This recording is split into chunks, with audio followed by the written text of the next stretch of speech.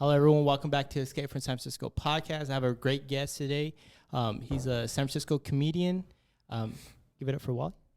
What's up, Aaron? How you doing, man? Yeah. It's good to be here, man. Appreciate it.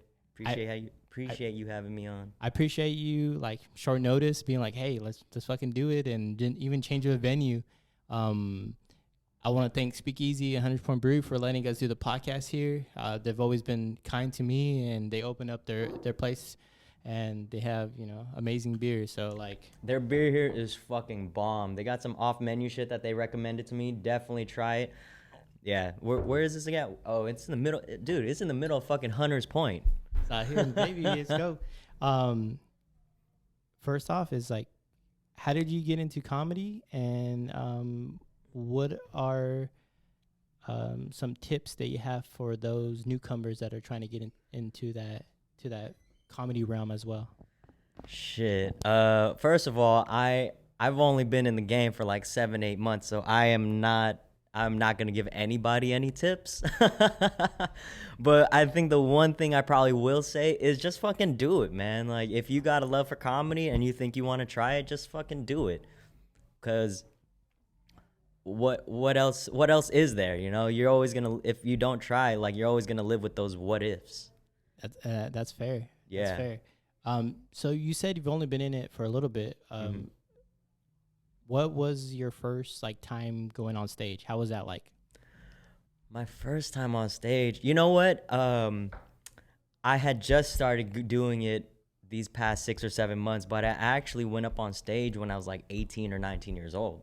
So I had a love for comedy for a long, long time. I'm Filipino, and we love entertainment. We love making people laugh. We like having a good time. And for me, I always love making people laugh. I like seeing the joy in people, as much as I like to fuck with them. When I was, like I said, when I was 18, 19, I went to Cobb's. They had an open mic. And I was just telling myself, you know what? I'm finished with practice. I'm going to go and do it. So I did it. And thinking that I was going to be the shit, and I fucking bombed so hard. You asked me earlier if I had stage fright, which I didn't. But stage fright doesn't compare to having super shitty jokes or no material at all. You had no material when you went I had no material. Well, I thought I had material, but I went up there and, I had my pen and paper, and nothing landed with anybody. Do you remember what kind of jokes you were saying at that time? Kind of in the ballpark. I think I was just talking about fucking and.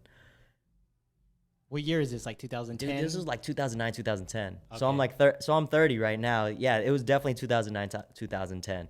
And yeah, I bombed so hard, but in my mind, the way I justified it was, I'm in college. I'm a college athlete. I don't need this shit. Who the fuck wants to do comedy? But in my heart, deepest heart of hearts, I was so disappointed that just fuck. I didn't realize that this is just kind of the part of the spiel, The balls to go up there at 18, 19 years. I was so scared. I can't imagine myself being 18, 19 and going up and trying to do open mic. It's taken me this long to even do a podcast. I was just so fearful of that. I love comedy myself. I consider myself a comedy enthusiast. I love going to shows. I've been to shows in LA, Comedy Store, Laugh Factory. I've been up here to Cobb's. I've seen it, Palace Fine Arts, San Jose Improv. For me, comedy is just something that I developed a love for as a young kid. One of my earliest memories is watching some George Carlin clips with my dad, and watching George Lopez episodes. Being Mexican, everyone watched George Lopez, but as a kid, it was just something that ingrained in we watched as a family growing up. Yeah. But also watching Gabriel Iglesias was a big thing too. He comes to Fresno Fair every year. I'm from Fresno. And so every year I would try to get my, parents tickets because that was their favorite because he used to come to Fresno. But also, I can't think of his name. It's just this big fat white dude that passed away, unfortunately.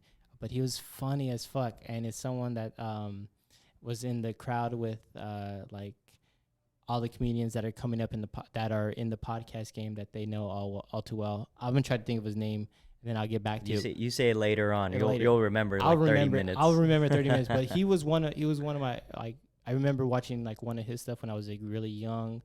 Dave Chappelle. I remember me and my friend had no business watching a Dave Chappelle special when we were like, I think like 11 years old. And we were watching Was it the one that was down here in the punchline? Yeah. I love that one. That was my favorite one. Fuck, I forget. My favorite one. I forget what it's called, but that's probably like the best Chappelle special out of all. Like he had 6 on Netflix that ended with The Closer, but that's probably like the one that people like. That's the comedy world Star Wars, basically. That was that like solidified my love for comedy. I remember watching that thing several times, all the way through, and just memorizing every joke and just dying every single time when he hit the punchline. Like, it still resonates to me to this day. And it's just like, the thing I love about comedy is that it brings me to a place where you don't have to be the best, the most liked, the popular, whatever it means.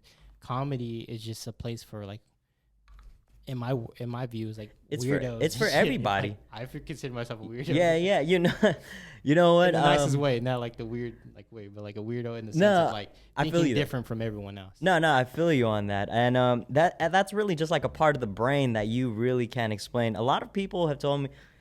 I don't want to like sound like I'm tooting my own horn, but I grew up an athlete, so I was always around like people, and I consider myself like one of the popular kids, and like a lot of people fucked with me, and like they thought I was cool, but then I always had like this really weird side where I would say random shit or very random shit or like obscure things where people were just like, what the fuck are you talking about? But that was just like that's how my brain works. Like I think my mind is very cryptic but very straightforward. It's really weird, man. So honestly going into comedy has probably been like one of the most funnest things in my life, like hands down. Would you consider that's your style of comedy? What? Would you just explain how you're just straightforward and like cryptic in the way you address the world or the way you view the world? That's actually like a part that I'm trying to develop still. A lot of my jokes and things right now, it's a lot of storytelling. So it's like it's almost like an essay right now, how I tell the story. So I start off with the premise, and then I hit punchline, and then like I finish with like a tag and a punchline. So, and then I'm not saying that's like the Bible of how I do it, but it's never just like one. I'm really like bad at one-liners or just trying to do short jokes like that. But like the Mitch Hedberg? Yeah. But then also that might not be my style of comedy. Like that's the thing. Like that's the dope part about comedy. There's no one way to do it. If you're funny, you're funny. Like somebody can do like a 5-minute set and it could be about one subject, but that entire time they're just fucking hitting tags or punchlines the entire time. You know who's like that? It's like that white comedian that's like, he has like blonde hair. Jeff, not Gunna, or the one that always talks about food in his comedy all the time. Always talks about food, and it could be 5 minutes about one thing, and it's just fucking hilarious. He does like dad comedy, food, like comedy. What the fuck? I'm forgetting everyone's name tonight. You're fucking up everyone's name, bro. That beer is getting to you. It's fucking getting to me already. Anyways, besides the point. Hey, y'all, the beer is good. But besides the point, but that's what I understand when you talk about 5 minutes about one thing without boring people to a point. Because there's great comedians that take a long time, like Dave Chappelle, where they can start a joke 10 minutes ago and finish it. But by like telling the story to it, and it leads back to the end of the joke they start doing. And that's separates the comedians that are great from those that are above average to those that are okay and those that are not good. The not good comedians kind of get weeded out really, really easily. And it's not that they're not a good person and stuff like that. It's just they don't develop into a way, from my understanding, is how to be a performer, how to write jokes, how to execute the jokes, and how to relate to the crowds that Mm-hmm. they're in, because a lot of Yeah. people don't realize is like when you're performing, you have to be able to be relatable. You can't say the same jokes you do here, like in Arkansas, right? Yeah, Just random exactly. state, like in Exactly. Arkansas, and think they're gonna hit. You can't be talking about the Bay Area over there because they're gonna be like, "What the fuck you talking about?" Yeah, yeah, you can't be talking about like Mac Dre or fucking doing Fizz and shit while you're in like butt fuck nowhere, right? And no, that's true. A lot of people think that comedy is just like, oh, I'm thinking of something and now I have a platform to go up on stage and fucking perform and do it and I'm good. No, dude.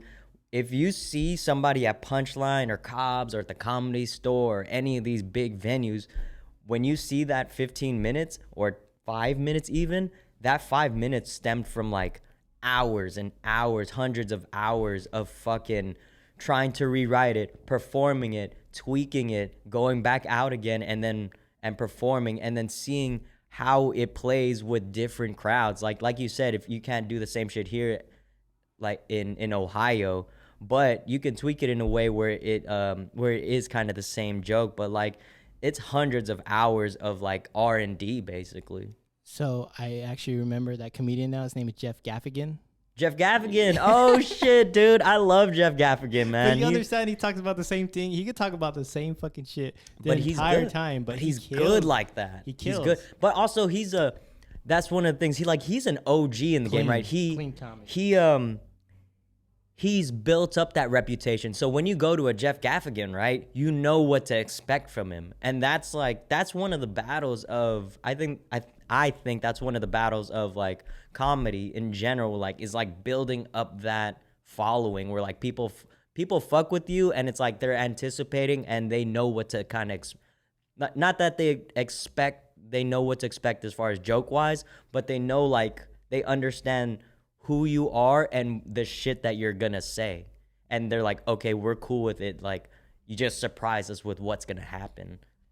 Yeah, like I respect that so much about what you were mentioning earlier as well. Is like the time and effort it takes to develop a joke.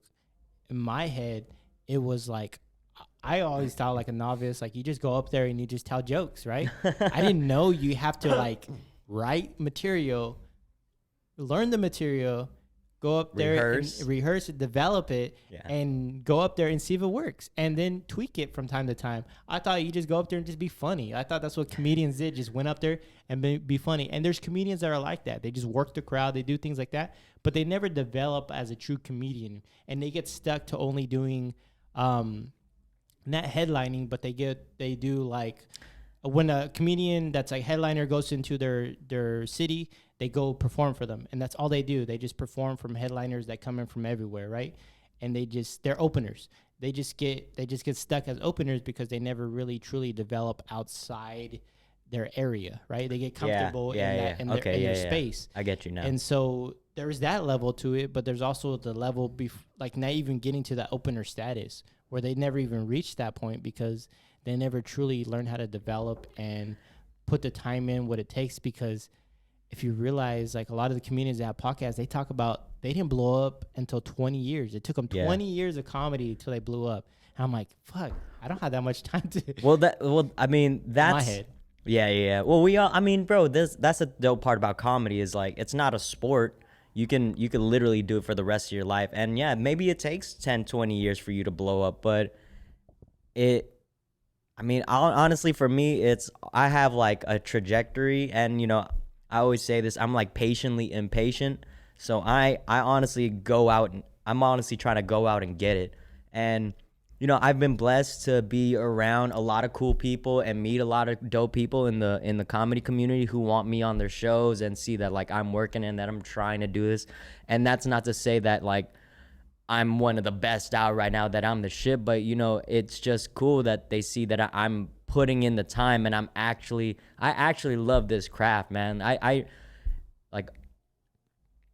like comedians are artists, bro. Going a little bit back on what you're saying, comedians are artists, man. And it's not like painting or fucking playing basketball or like creating an NFT or doing graphic design. Like if somebody like this game is like, what is that called? It's instant gratification, and gratification can either mean they're gonna love you or they're gonna fucking hate you and tell you suck. So, and artists are sensitive at the end of the day, and especially like the most hardened fucking Dave Chappelle, the most hardened fucking comedian alive. He's sensitive, man. Like in his last special, The Closer, he is pouring out his soul. Like, he is telling people, like, leave me the fuck alone. Like, I don't want any trouble. I can handle the trouble, but I don't want any of it. Like, you gotta listen to my story. But I mean, obviously everybody's like going out of their fucking minds right now for what's happening. But like, dude, comedians are sensitive fucking people. Like, through that exterior, it don't even matter. And another thing that I've come to realize is that comedians, there's a lot of depression, there's a lot of addiction, and yeah, it's just hard to see because they're artists. To me, that's an artist, and anyone that's an artist that I've met, they're always battling something, whether it's depression, whether it's the lack of creativity at the moment, whether it's the lack of getting over a project deadline that they have to do, or whatever it might be, or even battling addiction. Being in the addiction field when I was in prior, a lot of the people that I had were former artists themselves, you know, and it was sad. Like a small percentage that I worked with they were artists, and they were just solely depressed from a lot of the shit they went through, and that creates the type of art. They're not comedians, you know, but they're a different type of artists, and that is something where I think when you listen to comedians, they portray it out there, right? They talk about they let it out there. You got to hear their pain, man. Like, if you really take a deep dive on, you know, it doesn't even have to take, you don't even have to take a deep dive. You really just have to listen to what they're saying and realize, and like analyze it a little bit, and realize, like, oh, this motherfucker's in pain. Like, you got to read between the lines sometimes, and a lot of people don't do that, and you know that's not their job to do. But if you really want to get to know a person, especially a comedian, you can see what the fuck they go through, and they'll let it out. Like, that's our job as comedians. We gotta let it out. We gotta let out what we're thinking in a way that's that people can digest in a digestible way. And a lot of this shit, it's relatable because a lot of people are depressed, but they don't know it. But this is the thing with comedians. People think comedians are like real, like dumb people, like they're jesters or something. But they have comedians have an amazing pulse on society. Like, they know what they're talking about. Of course, there are like stupid comedians that don't talk about anything, and you know, there's no knock on them. But like, most comedians, they have a great pulse on culture and society, and they know what the fuck is going on, and they're just like, that's what they get depressed from, or that's what they're like trying to hand to you and show you, like, yo, this is what's happening to us right now. Yeah, I mean, comedians have always been like counterculture in my, you know, from the beginning, from the earlier state, like the beginning stages of American comedy scene, and the early ones that pioneered it. And the way they did it, like in like speakeasy, you know, type of settings or clubs, and that type of like environment, like that was going on like in New York or in the big cities and stuff like that, New York City, and then how that transpired over time, where you had comedians where they're only they're only doing clean acts, or it was just like the standard comedy bits that they would do, and then for the comedians that the only way they got big was if they went on, like, they went on shows, like, you know, at the time it was like late night shows. I forget his name, but it was like he was the main late night host, and if he went on there, and you got to see no, I was gonna say Tucker Carlson. no, this is like in the like 70s and stuff. What the hell's his name? Not Letterman. No, way before him. So if they I always know who Johnny Carson. Johnny Carson. So There you go. If Johnny Carson told you have a seat, that pretty much That solidified you. Yeah, that got you a career, right? Yeah. So that got your game up. And so you had to go on there and say your bit for whatever 5 minutes or so, and then you had to go on there and he gave you the seat, and that's how you got made. For a long time, a lot of comedians had to go on late night talk shows to get their rep up. Yeah. And then the social media age came, and then it just brought a lot of local people to their scene. They started blowing up, started putting their stuff on YouTube and then Twitter, Facebook, MySpace when the early days, and just now comedians are just found could broadcast their stuff out there. They could pop out of nowhere. But I'll rebuttal. Wait, hold on. I gotta first ask this. Like, bro, you're such a student of the game, man. Why the fuck do you not get on stage? Do you just love comedy? Because it sounds like you want to get on stage. I will give you time at my open mic and I will give you stage time, man. You gotta do it. Cause dude, you have a lot of knowledge, man. And you know, we talked about this a little bit earlier where you said you don't know how to like write comedy. It's like, bro, this is the thing. There is no formula to write comedy. I was telling you that there's no one way to write comedy. Like, if you have a tag, a premise, and a fucking punchline, you're good. You're golden. Even if you just tell a funny story, that's comedy, bro. I'm scared. That's the main reason. It's just like going up there and bombing. But every comedian has to bomb. And I'm so fucking scared of that. That would break me. Well, I talked about the one I did earlier. Okay. A pretty big comedian told me this, and I don't like name dropping. He told me, for every one good set you have, you're gonna have 7 bad. You're gonna bomb 7 times, and I took that to heart, bro. Okay, for example, I did 3 shows at Tiki Haven, and I did 1 show at Tommy T's, and I did good. I want to say I did good. The crowd really liked my shit. Like, everybody was coming up to me afterwards, and they enjoyed it. All 4 shows. And since then, I have been bombing every single time. And then I thought to myself, okay, 1 out of every 7. And I thought, okay, I had 4 good shows. And I was like, fuck, I'm going to have 28 bad fucking shows now. So, dude, it's like one of those things where like I said earlier, my advice is just get up and do it, man. And I was telling you that the comedy community is pretty supportive, like, especially when they know you're brand new.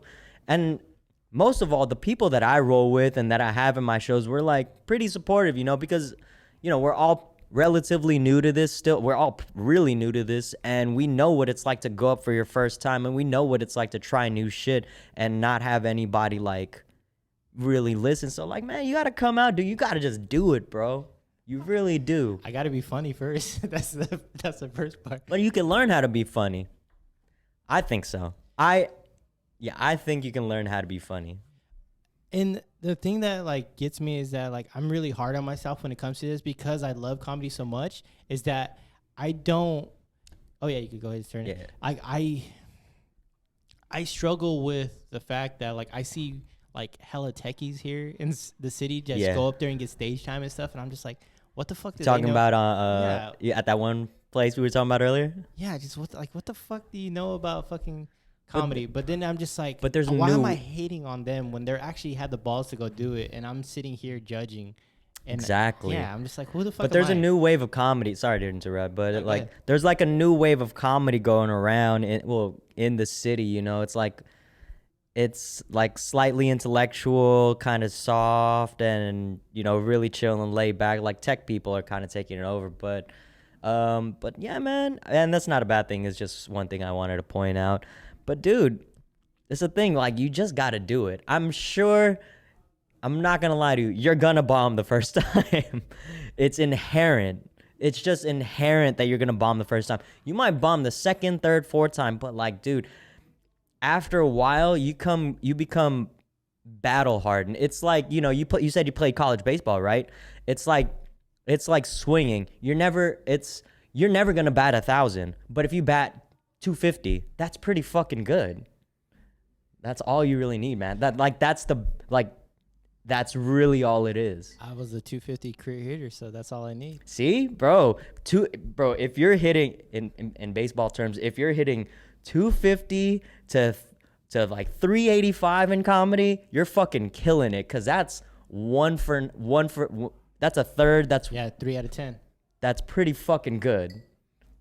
I really do. I've been always wanting to get into it. Like for the longest time, I've always like, I've told my girlfriend every year, like, all right, I'm gonna go do it on my birthday. Every year on my birthday, I'm gonna do it before I turn next year. I'm gonna do an open mic. How many years you been doing at this? Like 5. 5 years, bro. 5 You told me I know what age you are, bro. That's a long time, bro. Since I was like 25 years bro, old. You 24 years old. Well, when's your birthday? April 29th. You got to do it before you turn 30, bro. You got to do it. You got to do it, bro. I'm actually hosting an open mic next week. I usually host this open mic only like first and third week Wednesdays of the month, but come next week, bro. That'll be your first time.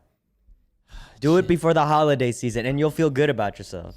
I need to. Bro, just fucking do it, man. I'm already nervous thinking about like, oh fuck. Dude, nobody will care. Well, my boy, shout out Jamar Pitts. My boy Jamar Pitts, really funny up and coming comic. He's a fucking comedy all-star. He's actually hosting an open mic at Tommy T's with Colin Casado. They're called the Grime Time Boys. Shout them out. Yeah, man, he's actually going to be hosting the open mic this week or next week. I'm asking him to, but I'll introduce you as a new comic when you come up, bro. You gotta do it. I gotta try one time. I am scared of trying, but I'm not opposed to it. I really do want to try it because that was like, it's one of my loves in life, you know?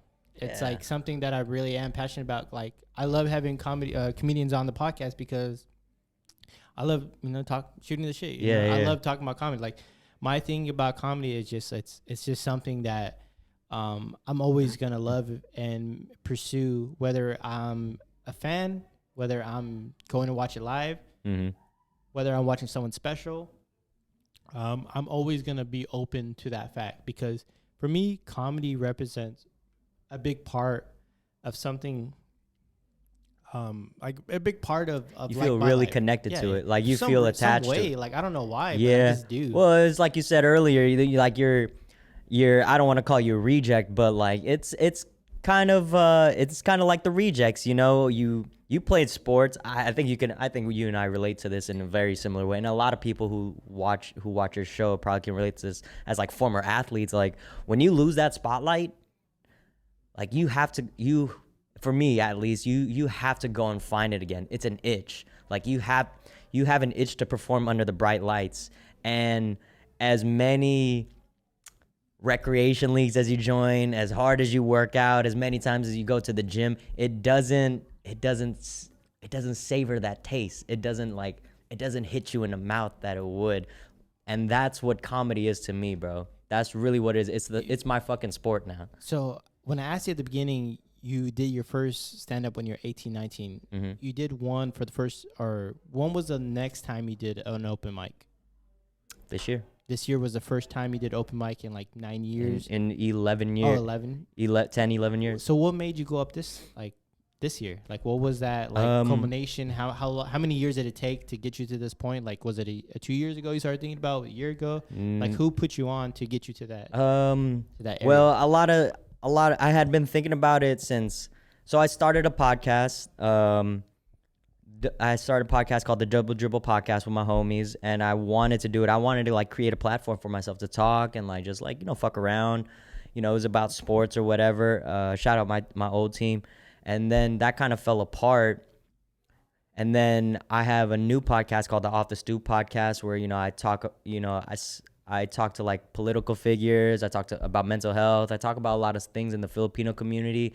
And sometimes I would talk shit to by myself for like 15, 20 minutes. A lot of my early episodes were just that, 15 to 20 minutes of me just like rambling on like straight, 15, just poo, poo, poo, poo. And I had always wanted to do comedy again.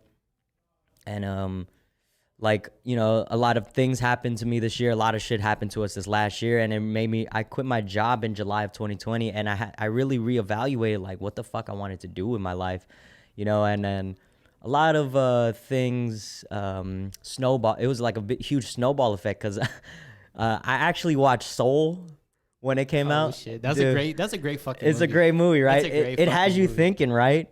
Hell It yeah. had you Hell fucking yeah. thinking. I love that movie. Okay, so I watched Soul, and then I watched Hamilton, and there was this one song that just fucking hit me so hard. It's called "That Would Be Enough," and I was like, "Fuck," and it hit me hard. And then some shit happened earlier this year, some personal stuff, and in April I was just like, I have a lot of free time, and I got to think to myself, and I stopped the podcast for a little, like I was telling you earlier, and I thought it's time to do it. I have material. I do a lot. I'll be prior to this. I do a lot of writing and reading. I'm a student of life.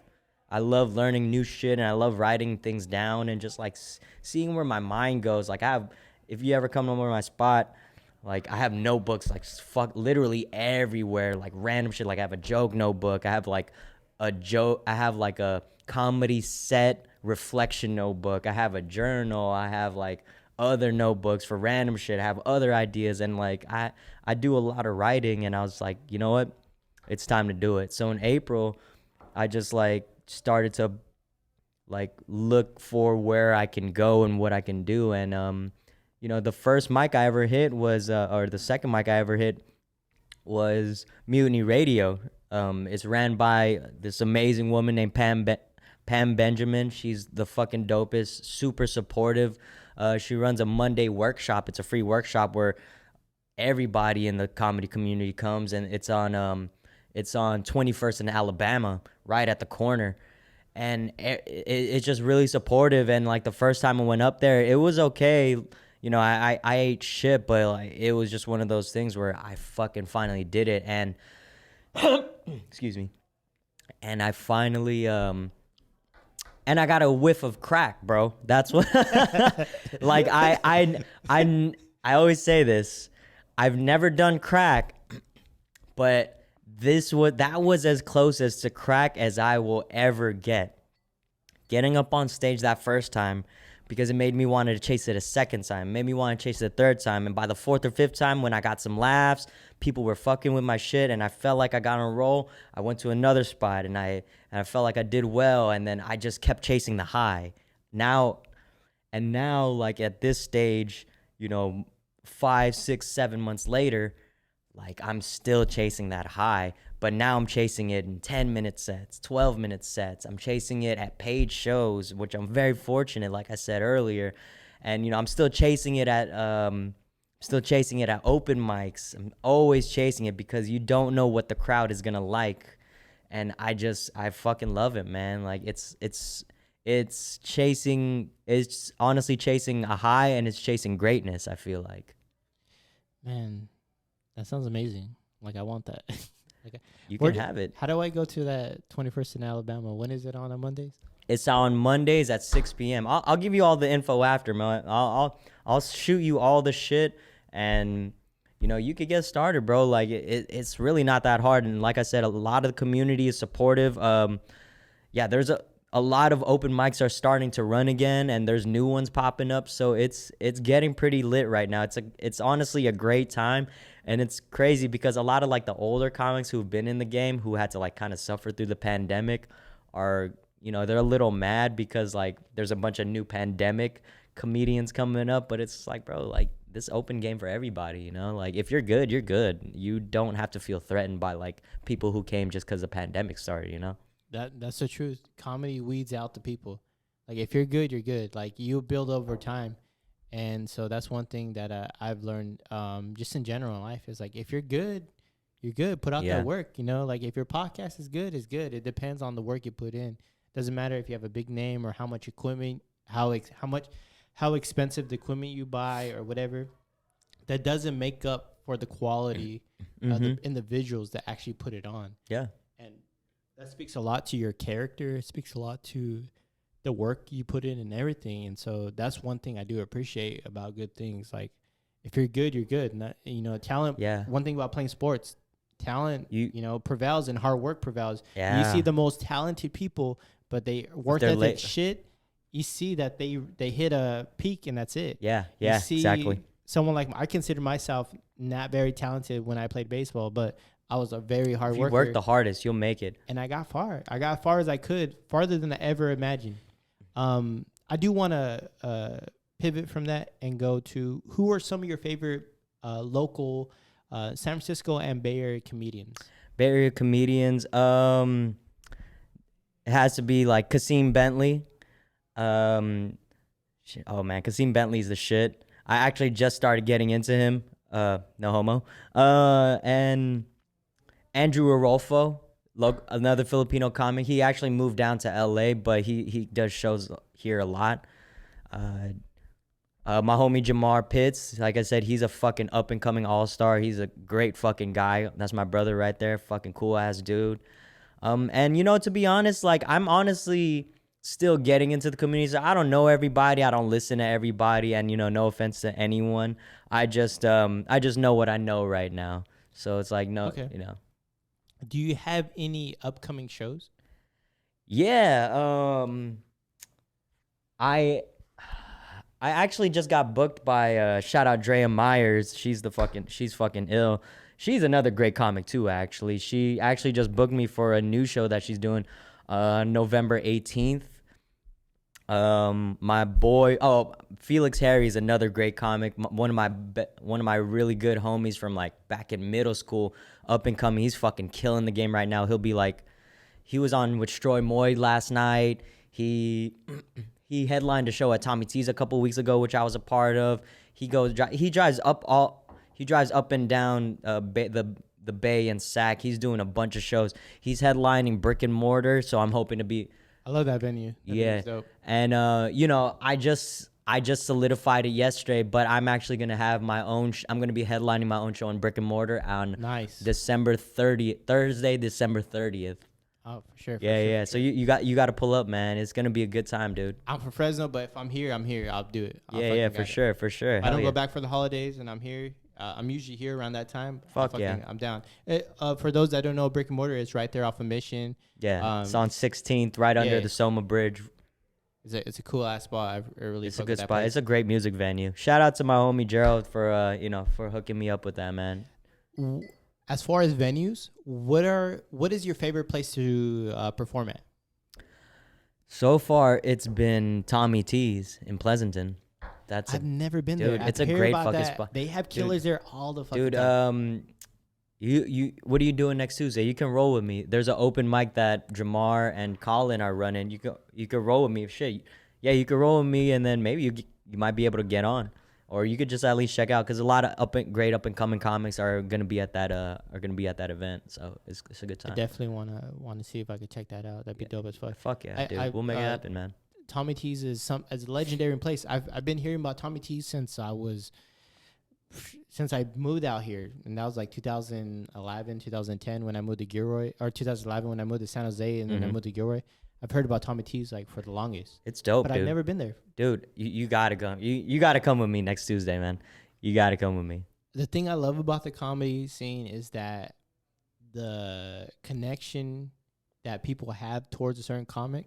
So when you go watch a comedian, is like the same. You're sitting in the venue with everyone that loves that comic. Yeah. And you're there to enjoy the performance.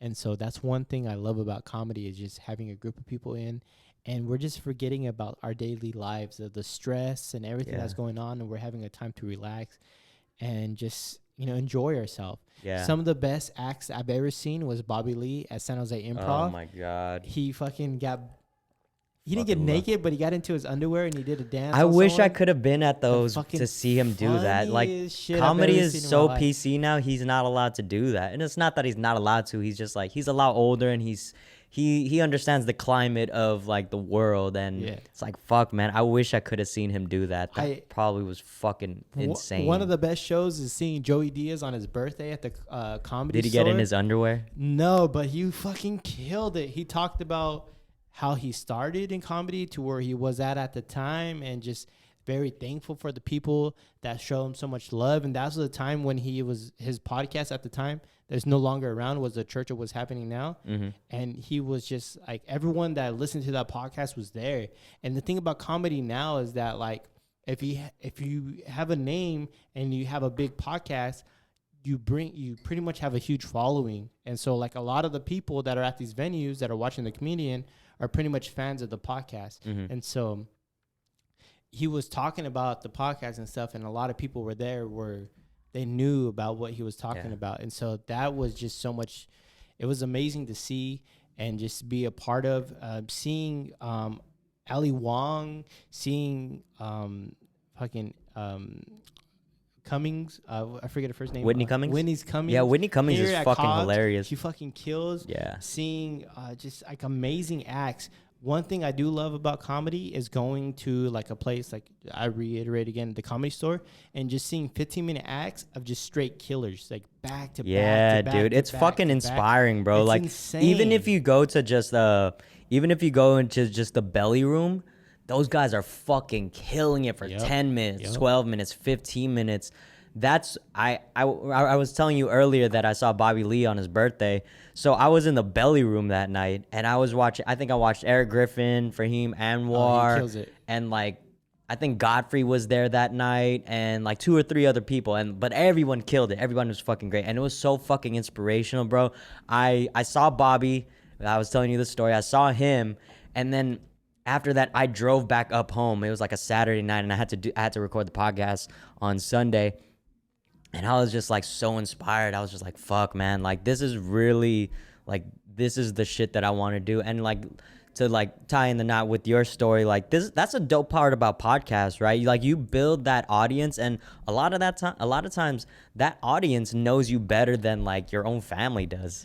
And the thing is that lately I've been going, before the pandemic, I went to go watch not like comedy, like shows. I went to go watch podcast comedy shows. So Miss Pat is like the sit down with Miss Pat. Yeah. She had it at Cobb, so I went to go watch her, and she just did a live podcast, and it was fucking amazing. She didn't do any like stand up or anything, but she was just riffing and talking. She's riffing, and she has another comedian that's on the podcast with her, and it was just like, and then her other co-host, and they're killing it.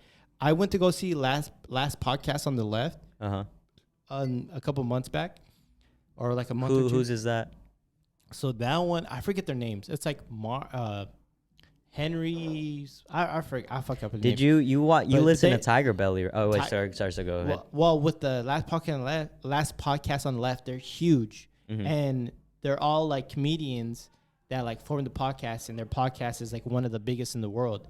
And I saw them in Oakland, and at I think the Fox Theater, and it was just like amazing because it was like they were doing comedy, but they were doing their like podcast live. Yeah. And so like just they got the crowd involved and everything like that. And so like eventually I would love to do one of those, like a live podcast type of set. You know who does that? Sorry to interrupt. No, go ahead. You know who does that? You ever heard of 85 South? No. It's with Carlos and Carlos Miller and fucking Carlos is fucking funny. I want to see him live one day. He's from Atlanta, right? Yeah, who's that dude? DC Youngfly. DC Youngfly. Okay, yeah, them and like a third guy, dude. They do a live show, and it's just them doing the same thing that they do on the podcast. It's so fucking funny. Like, dude, like DC Youngfly is a talented dude, man. Like I think he's like the modern day Jamie Foxx. I mean, Jamie Foxx is a fucking legend, but like, for this generation, he is Jamie Foxx, which is fucking crazy. He has this crazy talent. So you are doing a live show this Sunday at one of the events getting put on. Can you talk a little bit more about that? Yeah, so I'm doing a live podcast for my boy Frank G. He's the owner of San Fam Collective, and his event is called Breaking in Power. Sorry, I don't fucking fully know what it is. But it's a fashion show and runway at Brava in the Mission. And I'm gonna be doing a live podcast. What I'm gonna be doing is I don't know what's gonna happen. I might be just there talking shit, but I'm gonna interview some of the brands, some of the people that are gonna be there. There's gonna be at least 20 or 30 vendors there, and then they're gonna have a runway fashion show. I think this might be the first time where I comment on fashion shows. So it's gonna be really interesting. It's gonna be a good time. I'm still figuring out like all the schematics and like what we're gonna do completely, but I would love to be there and see that and how that unfolds and stuff. I really want to come through, man. Notes. Come I through. Take notes. I would Hell love yeah, to hell be yeah. there Well, and even be if part I of it. fuck up, we'll both learn. I'll be. We'll all learn. I would love to be a part of that setting. But yeah, I love comedy and I love having you on, and I appreciate you coming on here. You know, spitting some game and just like being very encouraging. Yeah, for sure. I haven't really had that a lot. I had other comedians in the past. Shout out to Connor Marshall. He's one a good buddy. Connor's a good homie, man. Hey, everybody who's listening right now, go to Milk Bar. He hosts Hate Debates. It's a fucking amazing show. I'm still trying to get him to get me on it. Hit me up in 2 or 3 weeks. But yeah, man, Connor's a dope dude, man. He's a cool ass guy. Yeah, he's a cool ass dude, and I really do fuck with him a lot. And I like his comedy is a lot different from, you know, comedy from like everyone. That's what makes it great, is that his comedy is different from what I would perceive comedy to whatever other people would. Mm-hmm. And the way he puts it together is just like, it's great. And he's been doing it for a long time, so he's seasoned in it. And seeing people that are seasoned in it and seeing people that are new into it and just seeing like the love for it and the way people are approaching it, it's amazing. And that's the shit I love about it. And when I started this podcast, I thought it was gonna be a comedy podcast, and I realized. Oh no shit! Yeah, so if you look up in like Spotify, it says like under it's under comedy. It's under comedy, but it's like, you know what's fucked up? You know what's fucked about? I fucking hate Spotify, dude. Yeah. So I put my podcast. My podcast is under fucking television and entertainment, and I'm like, dude, I don't talk about anything about TV. I'm like, bro, like it's hard to change it. They don't change it. They can't. The algorithm doesn't allow them, or they're not going to code it or whatever. But I'm just like, bro, my show is not going to get found because it's under fucking television and entertainment. Like, this is very obviously like a society and culture podcast or like comedy. So I'm like, what the fuck, man? But to pivot a little bit, so I see you got a Giants beanie on. Like, what do you think about Buster Posey retiring today? Man, I've been fucking sad as fuck. Yeah, because you're a big baseball head. So I mean, I'm huge. Buster Posey was one of my favorite Giants growing up as a kid. So now I feel like I'm getting old because like he was my favorite player growing up, right? Besides Barry Bonds. Barry Bonds was the person that made me a fan for life. Yeah, for sure. Of the Giants and just baseball in general. Just growing up and seeing him take steroids. Yeah, it was all lit. that shit. I fucking wish they bring steroids back, honestly. Me too, I dude. wish they bring that shit back. Fuck all I that always, bullshit. dude, I Bring always steroids say, and I let fucking them hit the clap ball like a fucking 500 Mission yards. Mexican girl. I always say they need to bring the steroid era back because it was so fun. You had Mark McGwire, Sammy Sosa, Barry Bonds, both the Giambis. It's Giambis, right? Yeah, Jason and then Jeremy. Jason and Jeremy. And then you had, right before that, you had Canseco, and then you had all those guys. Bro, it was fucking amazing. Like, I don't want everybody to look like fucking, like Nomar Garcia Parra or some shit. Like, bro, where the bulky motherfuckers at that's gonna slug it with, like, one arm, bro? Like, I want them to go like this and hit it like 400 yards. Yeah, like, that's the era I grew up in. But Buster Posey got drafted in like 08, 09, and that's when I was a freshman in high school. And so, like, I was ready. What position you play? So when I played outfield, catcher. I was kind of like utility. Not really utility. It was like kind of catcher and outfielder. When I got to college, it was just mainly outfield. I fucked up. I should have played catcher because catcher, you don't have to hit good to play catcher. And I was more of a defensive player. I still play adult league now, and as adult league, this is the most fun I've ever had because I play everywhere. I pitch, outfield, infield. Oh no shit! They put me fucking wherever, and I just have the most fun. Sometimes I go hungover as shit, and I just go and I just ball out. And Well, you play in adult baseball or softball league? Adult baseball. I play adult baseball, hardball, and it's San Francisco league, and it's hard because you have a lot of people that play college, and so they still throw hard, and like. Oh, sorry, I didn't mean to spit. Like, I still throw, people still throw hard, and I don't practice. I just go on Sundays. Yeah. And so people are still throwing, like, so hard. like 85s, yeah, they're 90s. still throwing the 80s, and, like, I'm like, fuck, I don't practice. And so I had to adjust and get used to that. But, like, I pitch myself, and I play in a wood bat league, and I just love, like, that the competitor in me is still there, and the fire to play. I live to play, like, Sunday adult league baseball, and I fucking love it. It's my exercise for the week.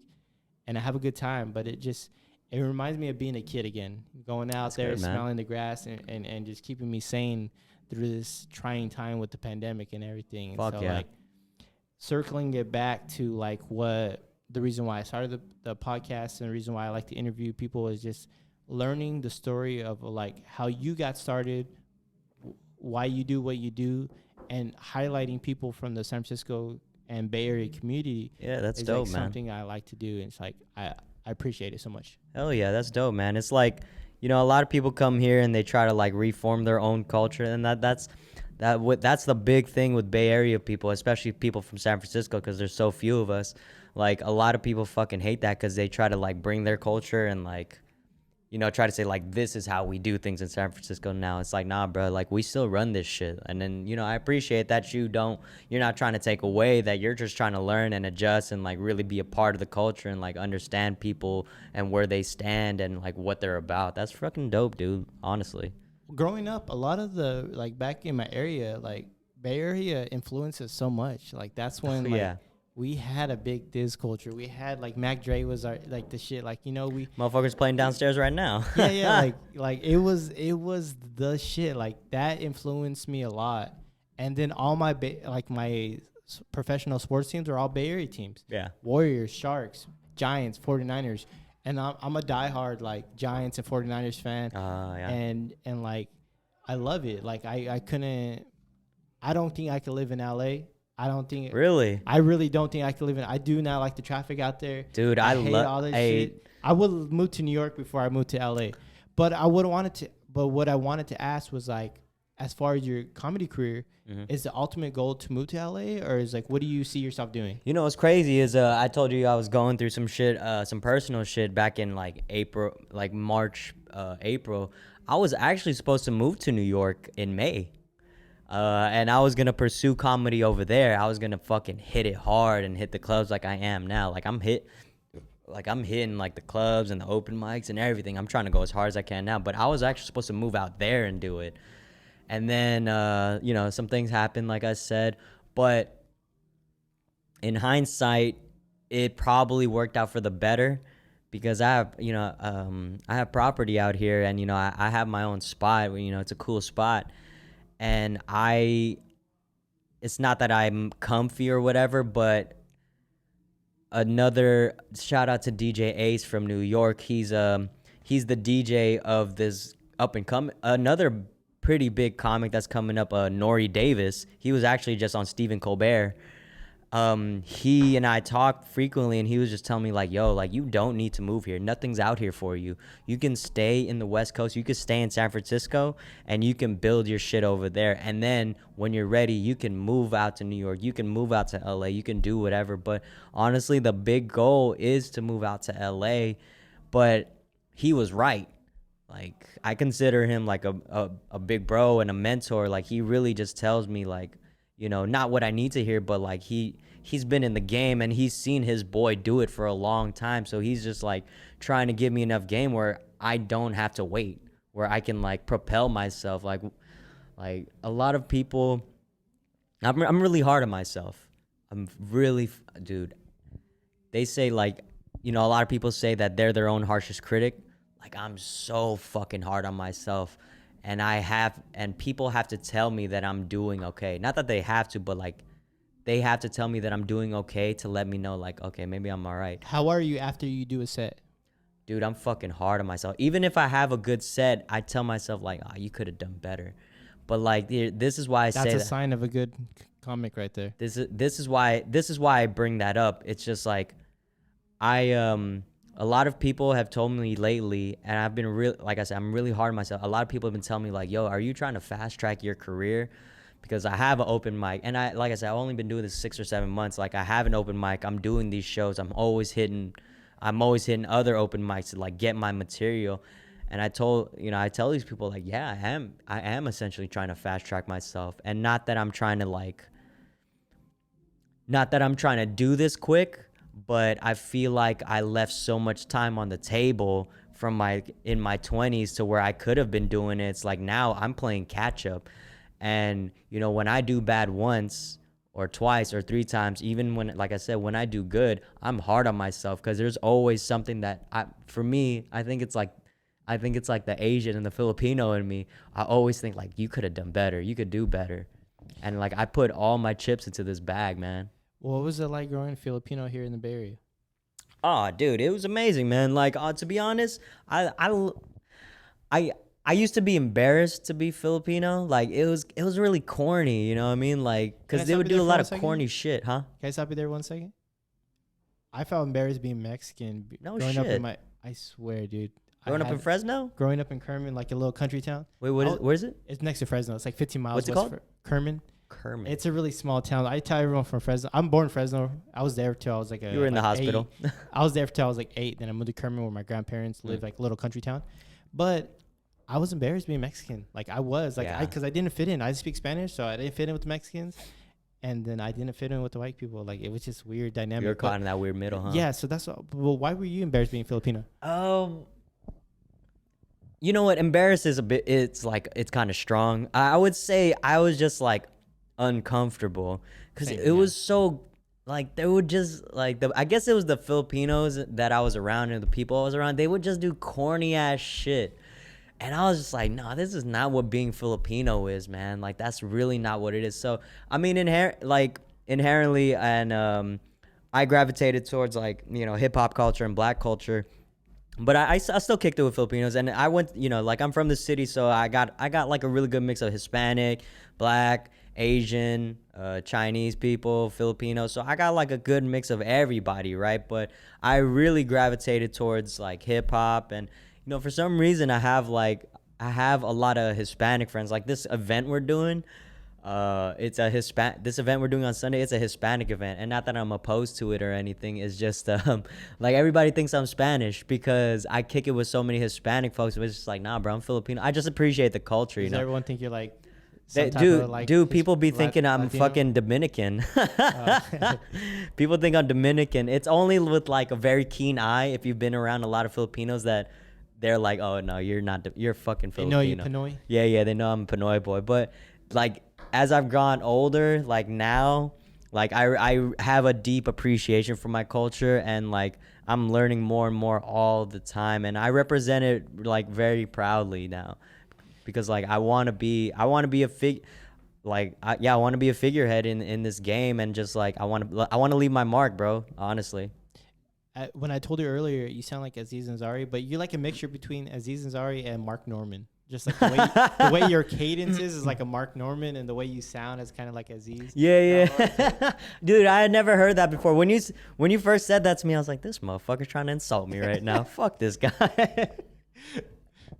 But I could see that, like a little high pitch, and then like a little not whiny, well maybe a little whiny too, but just like really quick and just like random and like sporadic. I could see that. It's yeah, that's actually a really good observation. Growing up here in the Bay Area, and leaving, like you were telling me earlier to like Hawaii to go work and stuff. Yeah. How was it coming back to this area? It was different. It was so different from, I only had spent like 2 years out in Hawaii. It was so different from when I left and when I came back. Like tech had like completely taken over. When you're in college, I went to SF State. You're kind of incubated in that like group, in that setting, in that community. And you hear the rumblings, and you kind of know what's going on, but like you're so busy with life, like you either have a girlfriend and school and work, or you have all three, and you're doing other shit that you don't really get to notice what's happening around you. But like when I came back, you can hear it. And the year I left, the Niners left Candlestick, and they went to that was Super Bowl 50. When they went to Santa Clara. They moved to Santa Clara. And then they had Super Bowl City down here. My mom actually, she took video and she would send it to me. And I was hella sad that I couldn't see it. But then that's when I would see the faces and the type of people that were there. And I was like, oh, shit, like this is what the city is like now. This is what I'm coming home to. And when I touched down again and like really moved back from Hawaii, it was just so different. Like I didn't even know what the city was anymore. Like I couldn't like not fathom, but I couldn't like rack around my brain what the fuck, like my place in the city anymore. Like it's weird, And I didn't feel displaced or anything. But it's just like, what's gonna happen now? It's just weird because like I'm not from here, But like being out here, it's uncomfortable for me, but especially being around because like out here is different from back home for me because there's like people with like money that are like doing well, and it's like there's people that are just making it by, and it's just like Yeah. how do you like be in those groups? And I don't have a lot of like techie friends. Yeah. And there's nothing against techies. Like I don't have a hatred toward techies, but I just don't have a lot of friends that are in that space. But they bring a different culture. It's a different vibe, and it's just like it's something that I don't gravitate towards. But I want to be able to not hate on individuals because I'm not the type to like put down individuals. It just I'm more of like I stand up for like people that are in the struggle because that's where I come from. Is like poverty, growing up below, like not having growing up on food stamps, growing up on Section 8 and stuff like that. Like that's like where I feel more comfortable with. Yeah. But like it's like being around people that have like a shitload. Like I work in Marin County, and it's very uncomfortable for me. Yeah. It's just so wealthy out there. I just don't get along. I don't fit in. Like it's just different, and it's just like I don't like being a part of that, and it's just weird. I thought I would get used to it, and it's like I don't really care. Like money is not a big like thing for me. It's just like being around people that are just good people that like I can vibe with. Well, it's not like it's like you said. It's not the techies' fault, right? Like they're coming here to. They came here for the second gold rush, essentially. You know, the tech is the second gold rush. It's not their fault, but like I said earlier, like don't bring your culture here and or whatever lack of culture you have and think that like this is the way that the city runs. It's like, nah, bro. Like we have shit in place here, and I'm gonna admit right now, bro. Like I work in tech. Like I work for I'll tell you the company that I work for after, but it's a pretty big fucking company, and it I think with like local people and like people who are from SF, it's not that they're mad at the techies, they're mad at the government for what they did, the local government for what they did, because they saw what was gonna happen. They knew what time it was. Like they saw Twitter, they saw Google, they saw Facebook, they saw all these tech companies growing and moving into the city. They licensed them to move into this spot, like Salesforce and all that shit. But what they didn't do was prepare kids of our time to be able to handle these jobs and take these jobs on, so the local community can stay here and afford to stay here. Like that's what's fucked up, because essentially everybody who's coming here is an outsourced product. They're outsourced people. But what fucking what Mayor Lee could have done, rest in peace to that man, but what he could have done, he could have implemented a lot of these STEM programs earlier. A lot of these kids that were like 7th, 8th grade, freshman, sophomore, junior, even like seniors in high school during my time, we could have learned a little bit of this shit. We may or may not have went to that road, but you got to give us the option to be able to think about going there. But now that's what I don't want to speak for everybody, but I feel like that's what a lot of people are mad at, that like, you know, you represent techies, they represent a people who should have been us. And the type of jobs that they have available to the local people were like janitorial, cooking staff, like cooking staff, and just a service. A service like the tech people. It's like, no, bro. They didn't have the structures put in place to help the local economy to get those high-paying jobs. Yeah, exactly. Those jobs that were going in that were going to make an impact, where they can be self-sufficient in this area.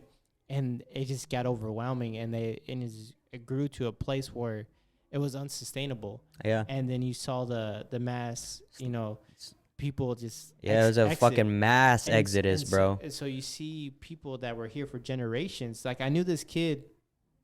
I mean, he's not a kid; he's an adult now. But like, I knew this guy I work with, and like his grandparents were born in the city.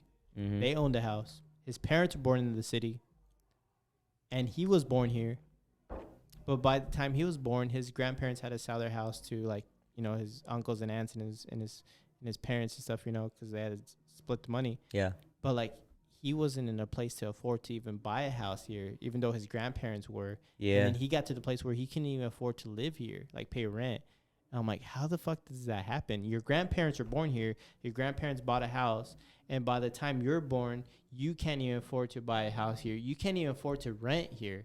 Yeah.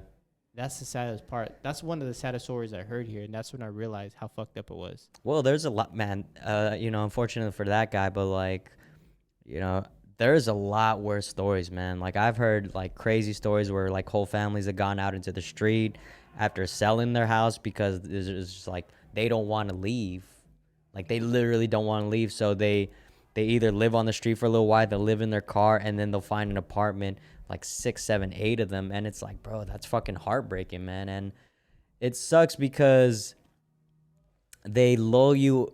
A lot of these people and a lot of these like realtor buyers, they lull you into like a fat check, like 1.2, 1.3, and a lot of these houses are worth a lot more than that, but they lowball you. And unfortunately, like greed plays a big part of it. You see $1 million and like you're not gonna not take the bag, but like you're gonna be a displaced person in this world. Like you got to think about like longevity, where you're gonna be at. Luckily, I've been fortunate enough to have a place of my own, and not here in the city, but in the peninsula where it's super fucking close, where I can be within proximity. But not everybody has been afforded that luxury, and I also blame the government for that. I also blame the local government for not setting us up for that too, because bro, what is the rate of millennials that own houses? It's fucking low, bro. It's fucking low as fucking fuck. low, bro. Like, bro, you're 29, I'm 30. We're literally thinking about, we're not thinking about owning houses. Like, I'm thinking about owning a house. Like, I'm not at all. Yeah, and that fucking sucks, because when our parents were 29, 30, when our parents were like 24, 25, they were like, we're going to get married. Let's go get a house. And it was like that. But now it's like, you got to like, okay, what is realistic? Like, okay, we'll probably get a house when we're like 37, 38. So my little hometown where I grew up at, my grandparents bought their house that they live in now, for $17,000. Houses go there for $300,000, which I can't even comprehend. People to the Bay Area, they're like, "Oh, that's a deal. That's a steal." But back I was just about to say, I was like, "Yeah, that's pretty good." Back home, I can't even imagine a house being worth that much. I'm just like, it's middle of nowhere. I mean, it's not middle of nowhere. We're close to Fresno, but like, it's the middle of nowhere. It's like, call a spade a spade. It's like, it's not even worth, to me. It's not, because I know the area. Grew up in the area, and it's just like, it's unaffordable for the people that grew up in the area. Yeah. And it's crazy to see. My grandparents in the 70s bought a house for $17,000, and not even 40 years or however long it's been since then, it's $330,000 for a brand new house. And you're just like, it's fucked. Holy fuck! It's fucked. If they do sell that for $330,000 or whatever, they can't live anywhere in California. Yeah, exactly. So like, I remember I was with like an Uber driver one time, and he was like, "Yeah, I live in the Sunset. My house is worth this much." And I was like, "How come you don't sell it?" He's like, "And buy what?" Well, I'm not gonna get shit with the money I get from it. Yeah, and I was like, that's when it hit me. I was like, oh fuck. Property is the game, man. Like and it's crazy, because I was literally thinking about this today.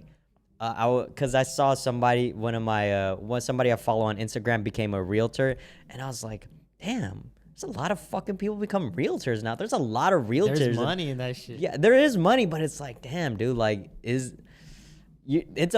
it's a lot of fishes in a semi big pond. There's a lot of fucking realtors out there, dude. I think there's a show on Netflix called Mi Gente or something like that, where it just talks about like LA, East LA, and like how it's your own people that sell you out.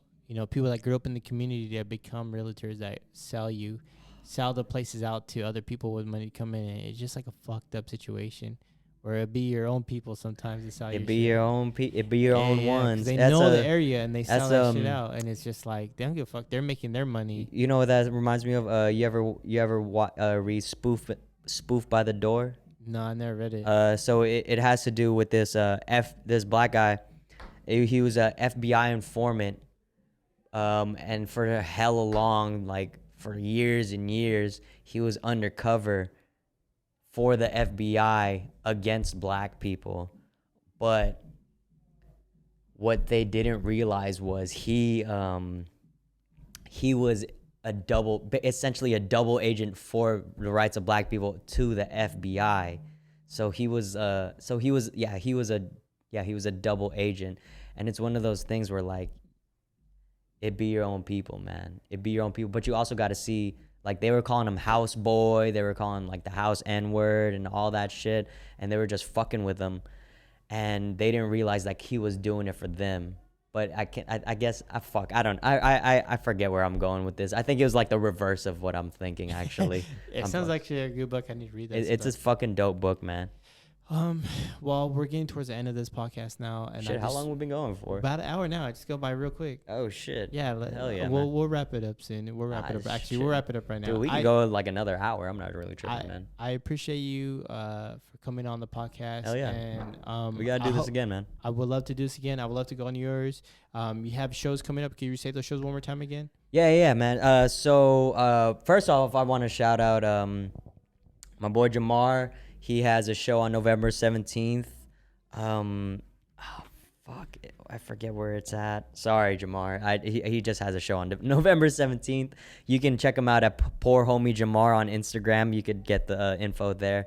But for me, I'll be somewhere with Drea Myers on November 18th. Follow me on Instagram for that. November 30th at Brick and Mortar Felix Harry show. I'll be on that. I have my own show at Brick and Mortar on Thursday, December 30th. I'll be posting that soon as I get the graphic designs and the flyer finished. And then come to my open mic at Hometown Heroes in South San Francisco every first and third Wednesday of the month.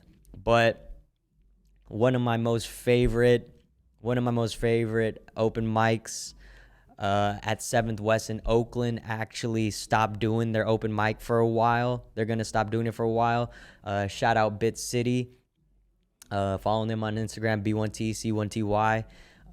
So they are stopping theirs. So I might actually do 3 shows a month. And then like the third week of every month, I'll have a guest host. But yeah, that's what I got. And then follow me on Instagram at Wally Hipolito.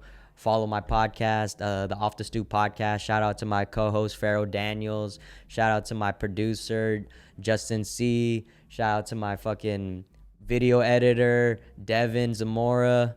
And yeah, shout out my team, man. That's my homies right there. Thank you. I appreciate you so much. And I hope to see you live one day. And we'll keep going from there. Hell yeah, pushing. Right on for having me on, Aaron. Appreciate it, man. I had a good time, dude. I had a and you're gonna come to my fucking open mic, man. I need to fucking. You're gonna come to my open mic, and you're gonna come with me at Tommy T's on. You're gonna come with me at Tommy T's on Tuesday, and you're gonna come to my open mic on Wednesday. I need to fucking make it happen. All right, for sure. Thank you. All right, peace. Shady.